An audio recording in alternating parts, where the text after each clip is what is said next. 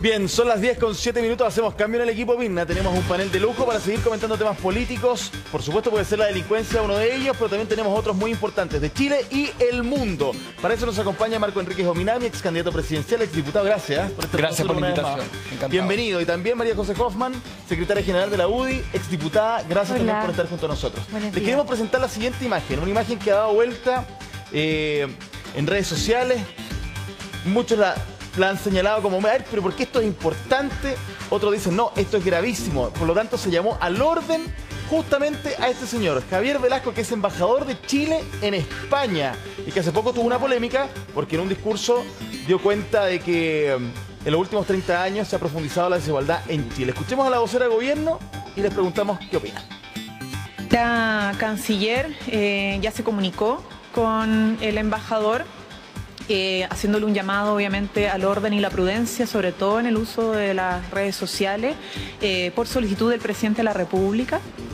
Esta comunicación ya se efectuó, este llamado al orden ya se efectuó, y entendiendo lo que el presidente ha señalado, que tenemos que ser responsables cuando habitamos cargos que son públicos, cuando somos autoridades tenemos que saber habitar los cargos. Cuando somos autoridades hay que saber habitar el cargo. Ahora la foto la hace la pareja del embajador, que, insisto, venía una polémica que incluso tuvo en ella al expresidente Ricardo Lagos. Marco Enríquez Ominami, ¿qué opinas tú? Es como de mal gusto haberlo nombrado primero. Su condición de amigo le exige a él también una mayor... ¿No se puede nombrar un amigo en una embajada? Cuando predicaste de que Piñera había sido un nepotista, cosa que yo creo que fue, no puedes llegar y asumir y nombrar a tu amigo y al hijo de la diputada presidenta de la Comisión de Relaciones Exteriores de cónsul en Barcelona. Como que hay un desde, dice usted. Bueno, es un conflicto de interés. Ambos fuimos diputados. Tú presides la Comisión de Relaciones Exteriores. Nombran a tu hijo. Pasó con Tarut también durante muchos años. Negocias con la Consellería por debajo, lo que es casi corrupción. Casi. Negocias que tu hijo lo nombren embajador en Arabia Saudita y al hijo de cónsul en Barcelona, sin ningún antecedente diplomático previo, ni siquiera un texto, una reflexión, un libro, un artículo. A mí me parece que este gobierno, a quien yo apoyo, en eso deberá ser, han demostrado gran capacidad en otras cosas. Fueron extremadamente duros para demostrar su decencia y lo son. Pero en esto es una foto además de un mal gusto infinito. Es la pareja en un auto con un conductor, lo que yo entiendo no está manejando. Es de un mal gusto y la reacción es mala, pero bueno, mira, de verdad, al final... Es importante, pero no es trascendental para el debate que supongo tendremos sobre la economía, las pensiones, la seguridad. Vamos a ir a eso, diputada. Con porque su sector ha señalado, no sé si diputada. Perdón, siempre me pasa. Ex diputada. Su sector o parte ha dicho que por esta foto en particular, pero sumando a lo que fue sus declaraciones del embajador respecto a los 30 años, ¿no?, etcétera, él debiera dar un paso al costado. ¿Usted, en lo personal, es partidaria de que él deje el cargo? Mire, yo creo que es una facultad exclusiva del presidente. A mí me causa la misma duda cuáles son los méritos que tiene él para estar ahí, además de ser amigo. En términos de conocimientos mínimos de diplomacia, está claro que le falta muchísimo criterio. Esto para mí es una falta porque es verdad, es importante, no es algo grave que corte las relaciones, pero él no es el primer chascarro, y no porque sea amigo del presidente va a contar y va a tener carta blanca para hacer lo que quiera. Son cosas de forma que creo que la ministra Vallejo lo deja bastante claro. Me parece bien el llamado al orden, pero me preocupa más cuáles son sus méritos y efectivamente la falta de criterio que tiene en un cargo que es relevante, que es de protocolo. Yo, por ejemplo, no podría ser jamás embajadora porque me faltan esos códigos. Y hay personas que de repente son más relajadas, son más simples. ¿O es un problema generacional, diría usted? No, yo creo que, o sea, no sé si está relacionado, pero esta cosa de la no corbata, no a los símbolos, no, porque quizás tiene algo que ver como con la relajación del cargo. Esta cosa de sacarnos fotos por todo, esto mucho más de una generación que de otra, pero en este caso fue la pareja. Sí. Claro, efectivamente ella sube su foto a las redes sociales, pero su pareja, en este caso el embajador, le podría haber dicho, sabes que no lo hagas porque me complica. Tenemos otra foto, mira, sí, una foto que está ahí en pantalla. Esto fue publicado por el diario El País de España en un reporteo que hizo la periodista chilena Rocío Montes. Y también para algunos dio cuenta de una señal equivocada yo no sé si esto se puede separar realmente de la polémica por los 30 años. Me da la impresión de que quizás esta misma foto no hubiese pasado mucho, o la anterior, si es que no fuera porque tuvimos un embajador que, como lo decía ayer acá en el programa, Heraldo Muñoz, tú no puedes criticar a tu país siendo embajador. Yo no sé si ustedes comparten. Yo creo que se mezclan planos. Primero, respecto al tema generacional, los jóvenes son mucho más rigurosos. No publican fotos, las borran y piden disculpas todos los días. O sea, esta idea que los jóvenes son una tropa de gente equivocada. No, pero esa cosa de la foto. No, pero él borró la foto. Si lo más interesante es el borrado de la foto. O sea, saben que hicieron una estupidez, saben que es una vergüenza y la borran. Pues si estuvieran orgullosos, sería interesante un debate generacional. Decir, Mirna, yo no soy como Marco, y entonces yo muestro mis piernas con un tatuaje. Bueno, algunos lo decían en redes. Está el chofer conduciendo un aparato público, con recursos públicos, hago lo que me da la gana. Bueno, discutámoslo. No, esto no es ser joven, esto es ser estúpido. Porque es borrarla. No la borres, vamos al debate. ¿Cuánto ayuda que con recursos públicos te des el gusto de demostrar que te sientas en el aparato público, supongo un autofiscal o un Uber? Que me lo aclaren, pero mira el lío que nos estamos metiendo. En vez de discutir de los temas de fondo, mire, vamos a entrar en recesión. España no es trascendental, pero en Chile hay varias empresas españolas. O sea, importa. Y tienes un embajador discutiendo de esto. Respecto a lo otro, más de fondo, respecto al debate, yo creo que el debate sobre los 30 años es un debate muy rico que está mal planteado. Decir que, y en eso creo que la gente que está hoy día gobernando se equivoca, y es poco rigurosa. Decir que durante los últimos 30 años aumentó la pobreza y la desigualdad es técnicamente falso. La pobreza se redujo y la desigualdad no se disminuyó lo suficiente, pero que hubo disminución de la desigualdad, la hubo. Que Ricardo Lagos fue más apto para combatir la pobreza que la desigualdad, lo es. Él no fue el gran capitán contra la desigualdad, pero redujo la pobreza. Ya, pero ¿puede un embajador decir con esas palabras? Se requerirían 30 años para explicar el estallido, para recordar lo que él dijo, para llegar al estallido. No es baladí. No es baladí porque se requirieron 30 años de políticas que profundizaron la desigualdad. Y los que confirman esta tesis señalan que la desigualdad no solo se mide por ingresos, sino que también hay que medirla en función de la multidimensionalidad. Acceso a la educación, acceso a la salud, qué sé yo, a pensiones dignas, en fin. Por eso pregunto solamente desde ese punto de vista. De nuevo, sería interesante el debate si no se pasaran pidiendo disculpas, porque el presidente de la República se hizo una selfie con Ricardo Lagos, el ícono a los 30 años. Nos volvemos a lo mismo. Si quieren discutir en serio el 30 años, sostengan la posición.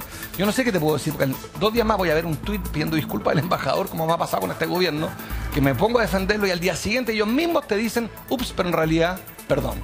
Ya, pero vamos de nuevo al fondo. El embajador tiene todo el derecho de opinar. Yo en eso no tengo problema con eso. Mi problema es otro. En términos de soluciones, recordemos que es un aparato diplomático en 70 países, tenemos embajadas. ¿Para qué? ¿Para qué tenemos embajadores? Si hoy día está Zoom, está Internet, están los WhatsApp, ¿para qué tenemos? Porque se supone que tenemos lobistas de excelencia buscando business, resolviendo problemas consulares. De eso es un embajador al final. Podrán los diplomáticos explicarme que son científicos de la diplomacia.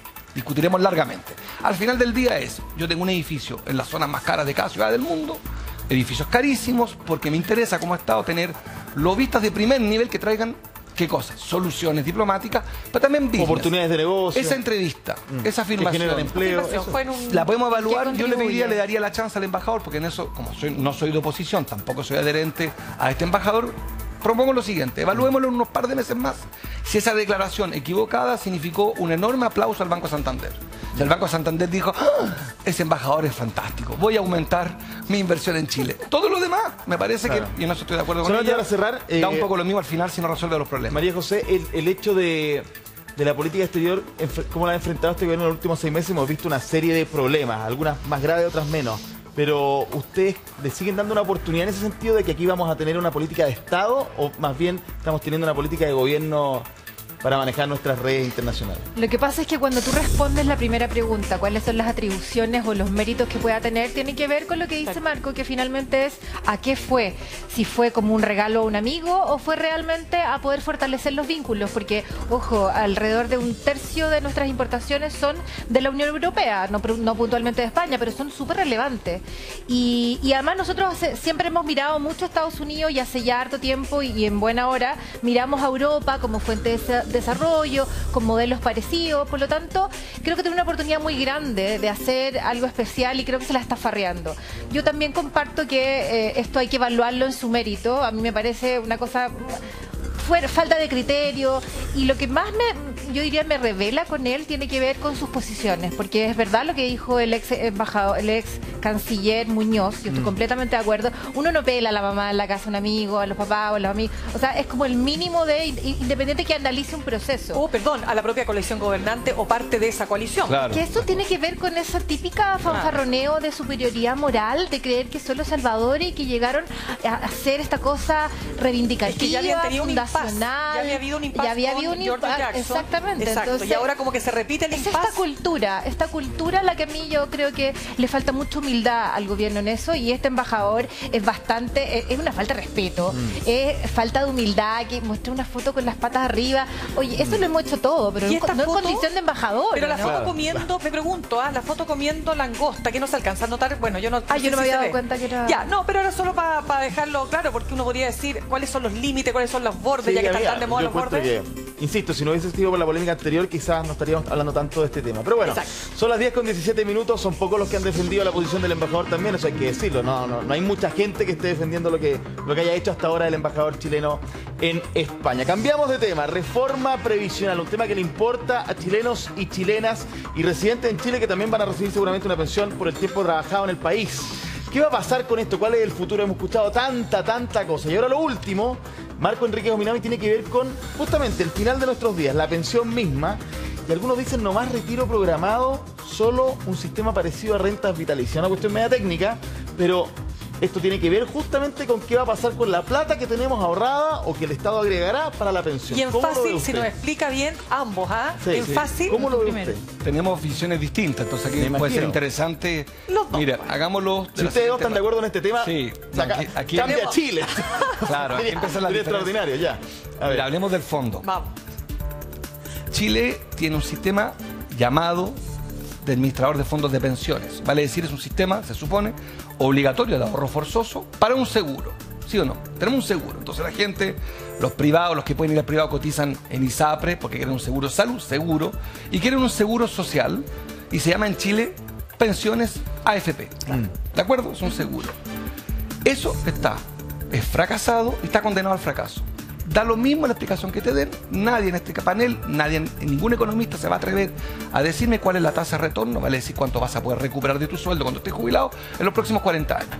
Lo hicieron en el año 81 cuando las crearon y se quedaron callados a partir de los 90. Cuando cacharon, se dieron cuenta que el sistema estaba hundido, porque la tasa de retorno promedio de los sistemas normales es 45 puntos.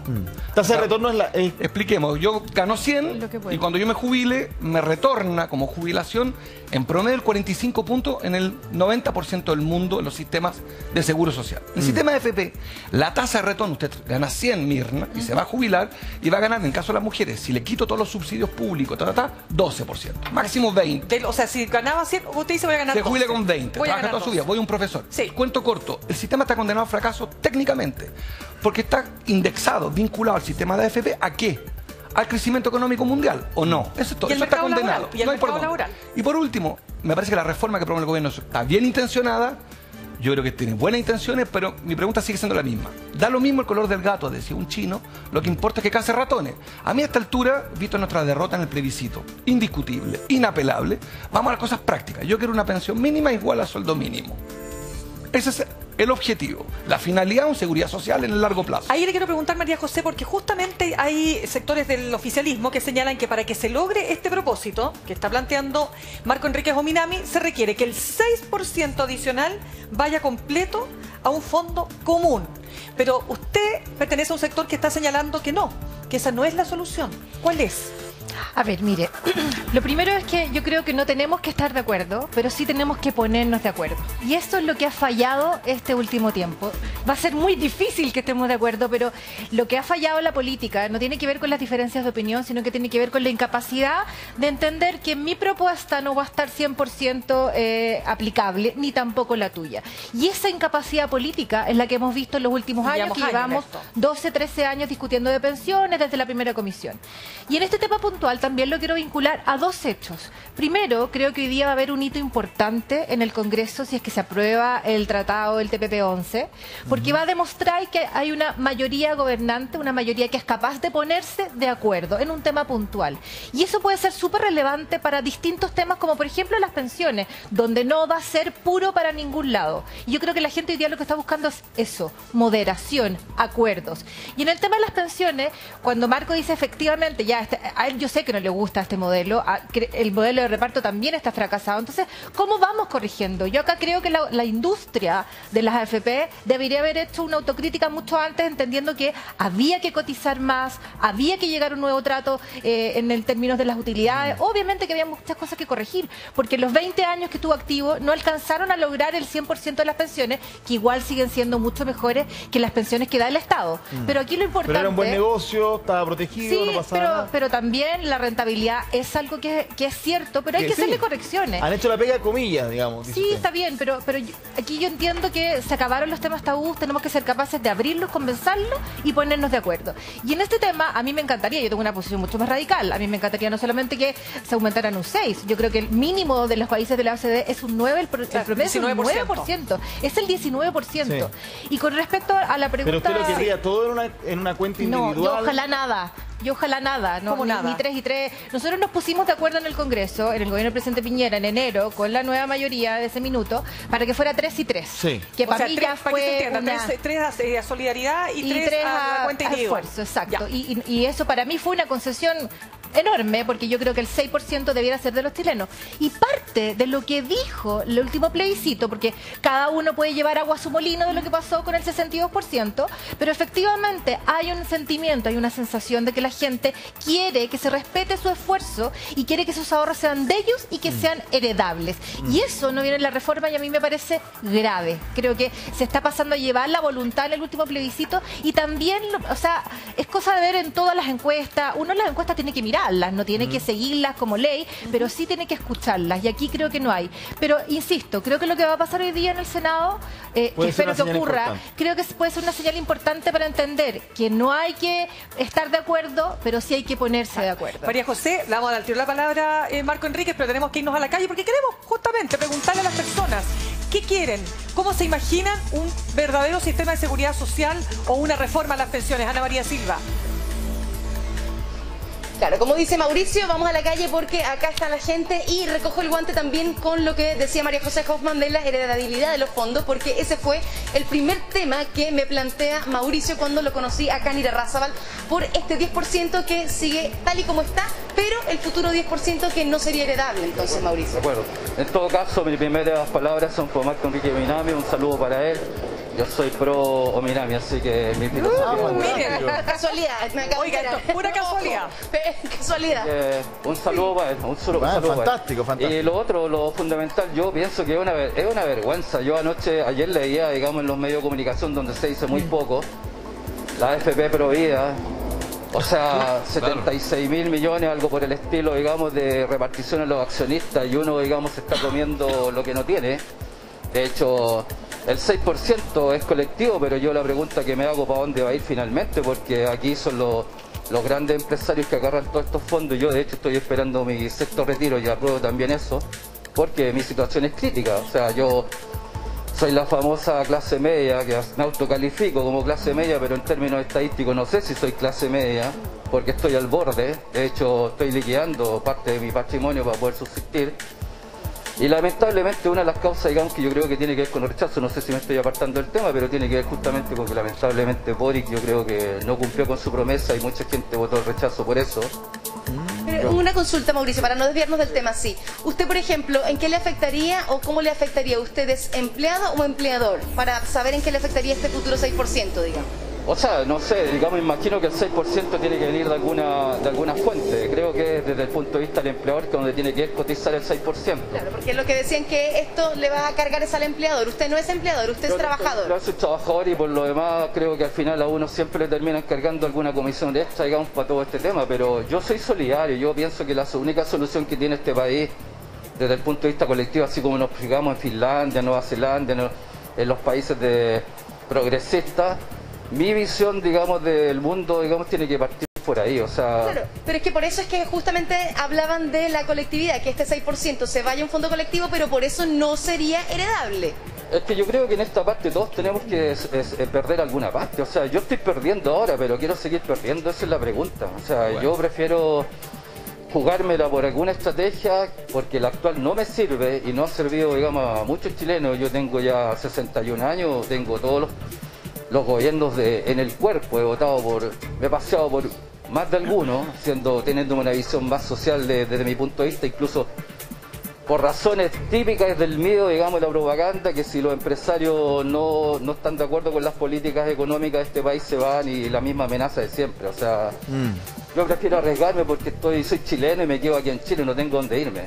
Bien. Muchas gracias, Mauricio, por su opinión. Por ahí me estaban preguntando que si tenía el mismo peinado de Meo por seguirlo. No, yo, incluso más, las canas son un homenaje a Meo también. Oiga, le salió el... que de hecho hizo en la Cámara de Diputados, así que... Ya.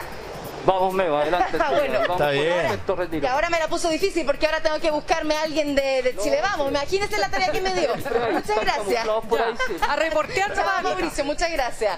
Bueno, voy a buscar vaya, otro lado ya, así que espérenme un segundito. Anita, ¿okay? estas son... que dejarme las canas. Es que lo que pasa es que no, Anita, yo digo al tiro, estas son opiniones espontáneas, las personas ahí pero uno no sabe, uno nos anda preguntando previamente, fantástico. y eso es parte también del trabajo en vivo.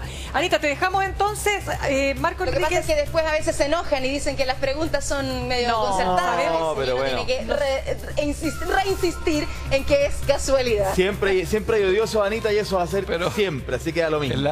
Oye, pero interesante lo que decía Mauricio. Una sola broma. Siempre me insultan en televisión, primera vez que alguien me tira un piropo y están dando explicaciones a ustedes. Y empiezan a dar explicaciones. Mira, es una excepción estadística. Entonces, le pedimos disculpas como canal al país. Una vez que no me llega, logramos algo inédito. No, pues ya increíble. Encontramos país, un voto de Marco en la calle. Fantástico, fantástico. Estupendo. Primera vez que no me como un gargajo. Gracias, Mauricio. Marco, fuera de broma. Oye, a mí me llamó la atención lo que dijo Mauricio en un momento, entre todas las cosas que dijo, que eran todas muy interesantes, pero hay una que de alguna manera decía que el resultado del plebiscito y otras cosas podían ser a raíz de que este gobierno no respaldó con todas las de la ley la opción de un nuevo retiro. Es que es una tesis que circula, por supuesto, que tiene que ver con los retiros, con el tema del IFE, etcétera, pero básicamente como que no cumplió. Sí. Ya, pero acá al margen de eso. Al margen de eso, porque aquí Marco Enríquez, a ver, primero, está claro que no es un fan de las AFP y más aún quiere que haya más retiro. Dos temas complejos en este momento. Varias cosas. Primero, gracias, Mauricio, de nuevo. Segundo, yo estoy de acuerdo con María José. El desafío, creo que el déficit que hay en Chile es de acuerdo. Y no estoy completamente, a su vez, vale la redundancia, de acuerdo en que busquemos acuerdos. Una precisión nomás de dato, afirmar que los sistemas de reparto están quebrados no es cierto, son deficitarios. Es un detalle. Los sistemas de reparto o llamados de solidario nunca quiebran porque son, como siempre nace gente, siempre ingresa dinero. No existe el fracaso ni la quiebra, existe, es cierto, una deuda gigantesca, eso se llama deficitario. Un detalle porque... Por la natalidad también termina. Claro, pero un detalle porque se afirma con facilidad que están quebrados, no.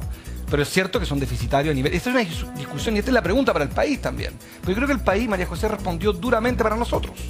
Creo que el texto tenía 1000 defectos, los constituyentes, algunos de ellos hicieron el ridículo, todo eso es cierto, y creo que además es cierto que el Boric tiene gran responsabilidad en el resultado, pero también es cierto que el texto decía por primera vez en nuestra historia que íbamos a tener un sistema de seguridad social y los chilenos no les pareció suficiente ese artículo y votaron rechazo.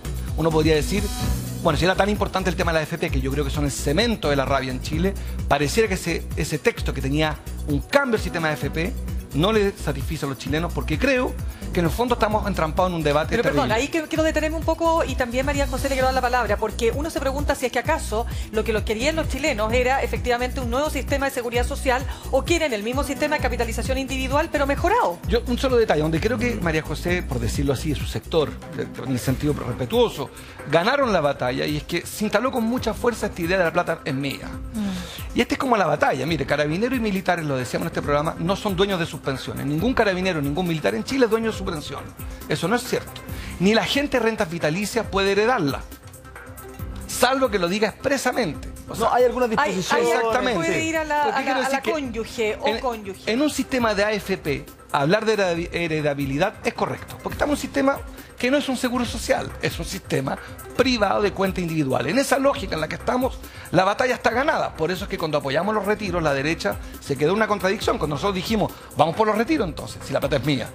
Y por eso es que ahora Boric y Piñera y la clase política tradicional están en un sinsentido. Dicen, la plata es mía, nosotros le decimos, listo, vamos al sexto retiro. Ah, no.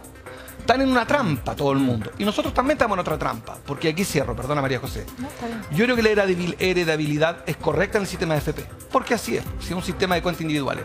Ahora, cuando el gobierno de buena fe hace algo que yo apoyo, que es decir, mire, que tampoco es la gran solución. Voy a meter un 6% solidario, no heredable. Está diciendo, tenemos que ir girando el barco hacia un sistema mucho más sensato, que es el siguiente. Y esa es la pregunta que ustedes tienen que decidir los chilenos. El sistema de llamado reparto o de solidaridad es carísimo. Carísimo, carísimo. Mucho más caro que el sistema de FP. Es cierto. Ahora, ustedes tendrán que decidir. Tienen acceso a su página web y ven su nombre y apellido y su RUT, su fondo AFP, que es miserable. La mitad de las pensiones de Chile son de menos de 220.000 pesos. O sea, una vergüenza. Y son dueños de una miseria, pero son dueños. Es cierto. Y es transparente. ¿Heredan esa misma...? Esa miseria la pueden repartir. No la pueden, como es una miseria, se la van a gastar cuando estén jubilados. Pero el que tenga más pensión podrá heredarla. Esa es una lógica. Y la otra es decirle, nuestros hermanos carabineros y militares tienen otra lógica. Y son chilenos. Son nuestros hermanos, nos cuidan. ¿Cómo es la pensión de un militar y un carabinero? No tiene clic, no tiene su ruta asociada, pero tiene una pensión promedio de 800.000 pesos. ¿Es dueño de algo un carabinero? No es dueño de nada. Solo es dueño de un acuerdo en que le da la mano al Estado y le dice, tú, yo trabajo por ti, porto un arma, arriesgo mi vida, pero me garantizas una pensión promedio, y depende de las ramas, pueden ser más altas incluso, de 800.000 pesos. ¿Por qué nuestros carabineros tienen un sistema de acuerdo, María José? Y lo que yo propongo es cambiar gradualmente hacia un sistema más parecido a ese, pero tiene razón usted en algo. Es una decisión filosófica también del pueblo, de decir, dejarían de ser dueños como se entiende hoy y serían dueños de una pensión digna, pero eso cuesta 10 puntos del PIB, para decirlo simple. Menos. Mucha plata, significa dedicarle menos plata a otras cosas. Y esa es la pregunta. Ahora, ¿Chile quiere una economía distinta o no? Le quiero dar la palabra a María José, solamente un detalle porque nos podemos enredar un poco. El 10% conocido, 10% clásico, 10% el que tenemos nosotros en nuestras cuentas individuales, el que te sacan a ti del sueldo y un poquito más por la comisión. En esa reforma eso no se toca. Claro, en la reforma, no sabemos. No sabemos cómo se va a administrar, no sabemos quién lo va a recaudar, pero...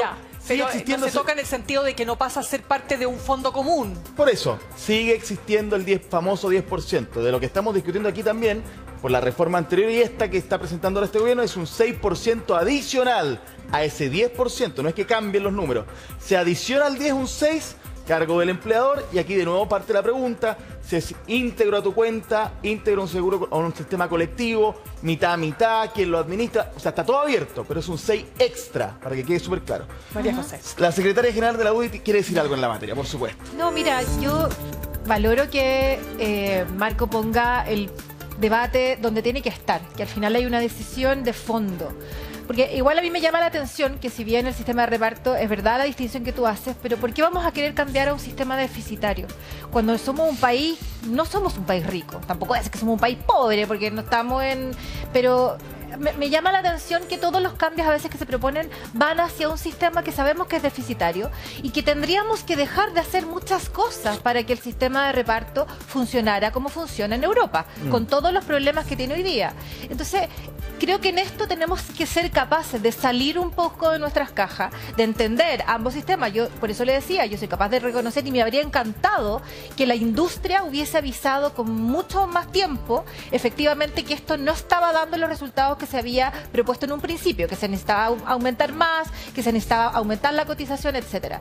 Pero por eso creo que al final, mire, acá hay un tema de fondo, hay un tema de principio, sí, pero al final tiene que haber más pragmatismo. Y tenemos que ser capaces de decir, bueno, para mí lo del plebiscito, y quiero ser muy humilde con eso, pero claramente lo que dice es que la plata es mía, porque ese señor que votaba por ti, que le gustaba Marco, pensaba más parecido a mí que al menos en esta materia. Los retiros no, yo estoy en contra, pero hay un tema ciudadano que que no podemos seguir esquivando. La gente quiere, sabe, y lo único bueno que tuvieron los retiros, yo voté en contra, contra, y lo digo con mucho orgullo porque fue muy difícil, pero para mí tenía que demostrar que los políticos tenemos que ser capaces de mantener... al presidente de la República, me acuerdo. Exactamente, nosotros casi cortamos relaciones con el presidente Piñera, casi las cortamos porque efectivamente nos estaban dejando solos defendiendo algo que nos parecía muy importante, que eran los fondos futuros. Bueno, y parte de la inflación que estamos viviendo ahora, que decirlo. Yo ya no estoy en el Congreso. ¿A mí quién me va a reclamar hoy día? Porque hoy día las pensiones son bajas. Un tema más, lo segundo.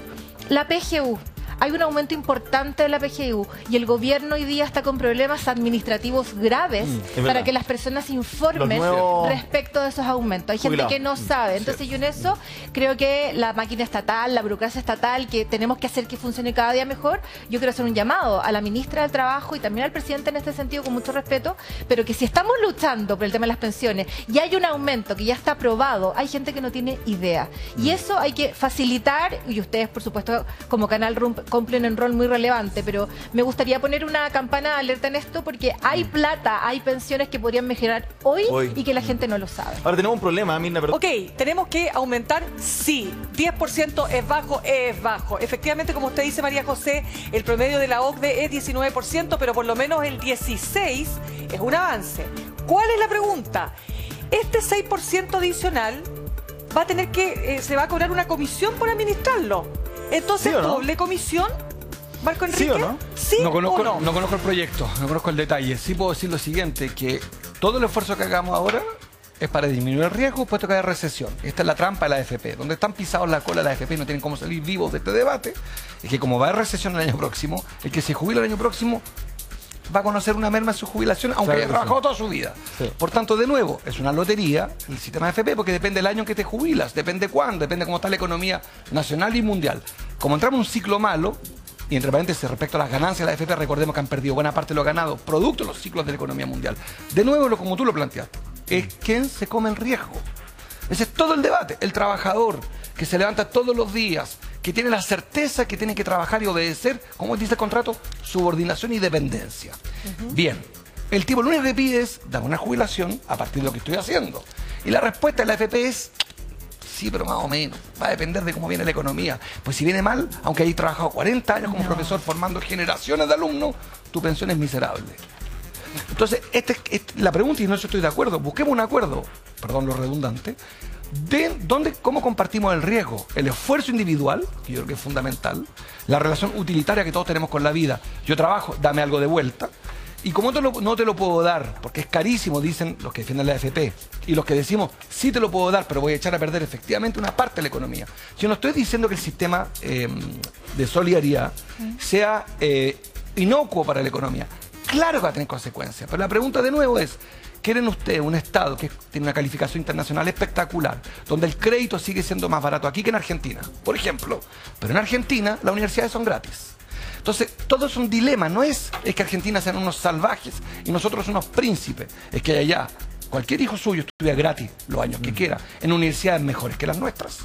O nosotros les decimos, sí, pero nosotros tenemos un Estado cuya deuda es controlada, es cierto. Pero el pueblo está endeudado. Pero el pueblo paga por una universidad como la Universidad del Mar, que era un tongo. Entonces, Universidad del Mar, todos los que se titularon Universidad del Mar, vengan para acá a festejar con su título que no vale, que no existe. Sí, pero Argentina puede, yo sé, pero Argentina puede hacer esos gustos porque es un país rico. Entonces, la verdad es que cuando tú te sobra y se han dado todas las farras internacionales habidas y por haber, no tiene que ver con nosotros. Lo nuestro no funciona así. Y no es porque uno no quiera que hayan ciertas seguridades sociales garantizadas como tiene que ser. Hoy día la educación pública es gratuita. Y avanzamos muchísimo en gratuidad en la educación, digamos, superior. Pero yo me quiero con un comentario que dice Mirna, acá lo importante, porque no hay ninguna reforma, y en eso creo que también se lo he escuchado a varios dirigentes también, al exministro... Ay, el de los patines, Eizaguirre. Nicolás Eizaguirre. Perdón.